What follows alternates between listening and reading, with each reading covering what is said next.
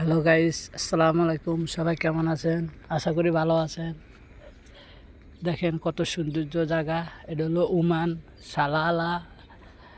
ওমানের সব জায়গা মরুভূমি, শুধুমাত্র এই জায়গাটাই গ্রাম অঞ্চলের মতন, বাংলাদেশের মতন কলা গাছ, আতল গাছ, নারকেল গাছ, সুপারি গাছ, তারপর আপনার যত সবজি মজবি সব কিছু করে। এই যে দেখেন আপনারা সবাই কলার বাগান, চারিদিকে কলার বাগান আর সুপারির বাগান। আপনার এই জায়গায় বাঙালি পাকিস্তানি এরা এটি চাষ করে, এরা মাদ্রা কাজ করে। এই যে দেখেন, এই যে বাংলাদেশের আতল, ওমান শহরে আতল পাওয়া যায়।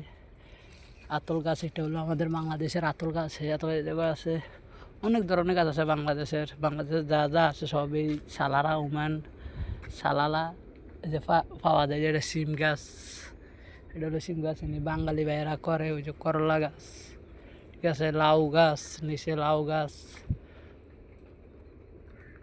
বুঝছেন নি ভাই, আমরা ভালো জায়গায় আছি, কারণ এই জায়গায় আবহাওয়াটাও ভালো, সর্বদিকেই ভালো, গরম নাই। আর অন্য অন্য জায়গায় প্রচুর গরম, এক সেকেন্ডের জন্য বার হওয়া যায় না, এমন অবস্থা। কিন্তু এটা দেশের মতন বৃষ্টি হয় এই জায়গায়, আবহাওয়া সবসময় ভালো থাকে। এই জায়গায় 3-4 মাস বৃষ্টি হয়, হালকা হালকাভাবে, অত জোরও হয় না, হালকাভাবে বৃষ্টি হয়। সারাটা দিন হতে থাকে, তিন মাস টানা হইতে থাকে, ফুটা ফুটা ফুটা ফুটা টানা হইতে থাকে, ছোটো ছোটো বৃষ্টি, বিরি বিরি বৃষ্টি। অনেক সুন্দর জায়গা।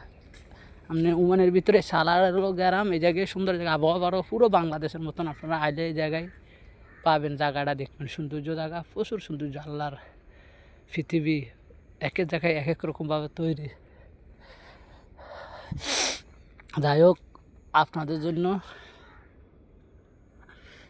এই অল্প একটু